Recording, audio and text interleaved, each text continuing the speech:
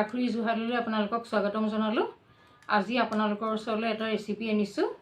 সেয়া হৈছে শিঙি মাছৰ সৈতে ভেদাইলতাৰ আঞ্জা। এয়া শিঙি মাছ কেইটামান লৈ ল'লোঁ, লগতে এটা মাগুৰ মাছো আহিলে বাৰু, সেইটোও বনাই পেলাম। আৰু এয়া ভেদাইলতাৰ পাত অলপমান বাৰীৰ পৰা ছিঙি আনিলোঁ। ভেদাইলতা কিছুমানে ভেবেলী লতা বুলিও কয়, নগাঁও ছাইডৰ মানুহেতো ভেবেলী লতা বুলিয়েই কয়, এইফালে ভেদাইলতা বুলি কয়। এয়া চব সকলোৱে চিনি পায় ভেদাইলতা। তাৰ সৈতে বনাম আৰু এতিয়া আপোনালোকে চাই থাকক কেনেকৈ বনাম। এতিয়া মাছকেইটা বাচিবলৈ আহিছোঁ আৰু এই শিঙি মাছবিলাকৰ কাঁইটবিলাকে বৰ বিন্ধে নহয়, বৰ বিষাক্ত কাঁইটবিলাক, সেইকাৰণে কেঁচিৰ লগত এনেকৈ কাটিব লাগে। এয়া প্ৰথমতে ভেদাইলতা পাতখিনি ধুনীয়াকৈ ধুই পখালি পিচি ল'লোঁ। তাৰপিছত এই মাছখিনি ধুই ধুনীয়াকৈ কচিয়াই লৈছোঁ ধুনীয়াকৈ, তেতিয়া নিমখ হালধিখিনি সোমাই যাব। সেয়া ধুই ল'লোঁ, এতিয়া নিমখ হালধি সানিম। আৰু তাৰ লগত বনাবলৈ নহৰু কেইফুটমান লৈছোঁ, শুকান জলকীয়া দুটা, জালুক কেইটামান আৰু আদা অকণ, এয়া পিচি ল'ব লাগিব। এতিয়া নিমখ হালধিখিনি সানো মাছত।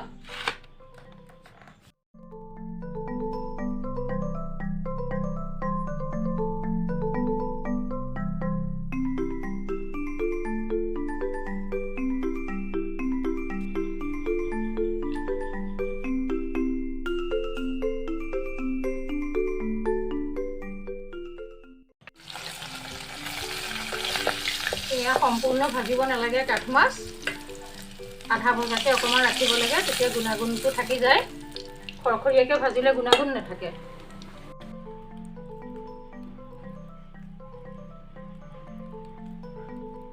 মাছখিনি আধা ভজাকৈ থৈ ল'লোঁ, এতিয়া বনাবলৈ আৰম্ভ কৰোঁ। আৰু এয়া প্ৰথমতে কেইটামান মেথি গুটি দি লৈছোঁ তেলত, মাছৰ তেলতে দি দিছোঁ আৰু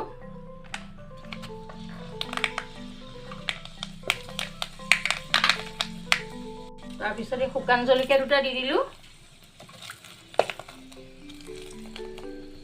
তাৰপিছত আদা নহৰু জালুকৰ পেষ্টটো এতিয়া দি দিলোঁ আৰু একেলগে খুন্দি ল'লোঁ।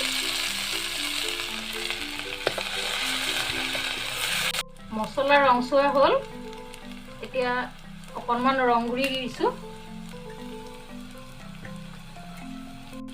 এতিয়া ভেদাইলতা পিচাখিনি দি দিলোঁ।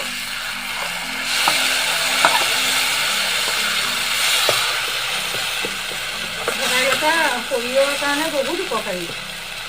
দুৰ্বল লোকসকলৰ কাৰণে ভেদাইলতা যদি মাজে সময়ে খাই থাকে, তেওঁলোকৰ মানে দুৰ্বলতাটো দূৰ হয়। প্ৰসূতিসকলৰ কাৰণেও ঔষধ এয়া।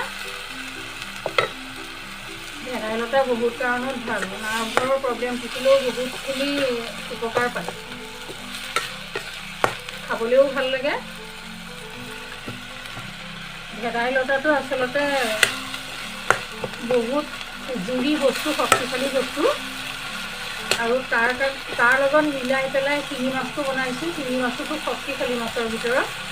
এই দুটা যদি একেলগে মিলাই খাই মানুহৰ বহুত শক্তি পায়, মূৰ ঘূৰণি ভাল হয়, হিমোগ্লবিনো আহে। এতিয়া পানীখিনি শুহিছে, ভেদাইলতাত থকা ৰসখিনি শুহাৰ লগে লগে এতিয়া পানী ঢালিব পৰা হ'ল। আৰু নিমখটো দিয়া নাই, নিমখ দিব হ'ল আৰু এতিয়া নিমখ দিয়ে পানী ঢালি দিম। নিমখ দি দিছোঁ,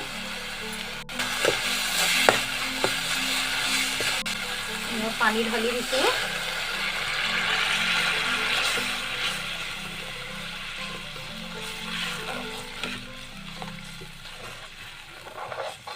এইখিনি এতিয়া উতলিব লাগিব, ঢাকোন নেমাৰো, এনেই উতলক।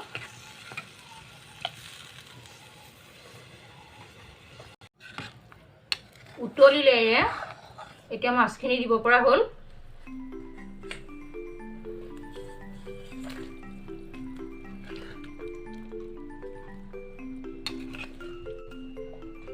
এতিয়া অকণমান সিজক, ঢাকোন মাৰিব নালাগে।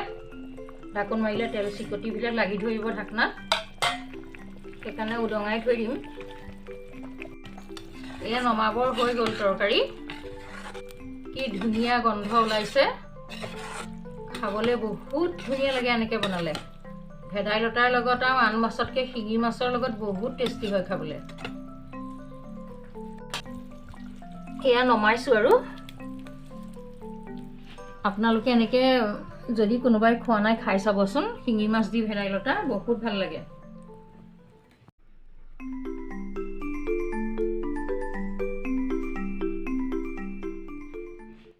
আজি আপোনালোকে মোৰ ভিডিঅ'টো চাই ভাল পালে যদি লাইক কৰিব কমেণ্ট কৰিব শ্বেয়াৰ কৰিব আৰু মোৰ চেনেলটো ছাবস্ক্ৰাইব কৰিব ধন্যবাদ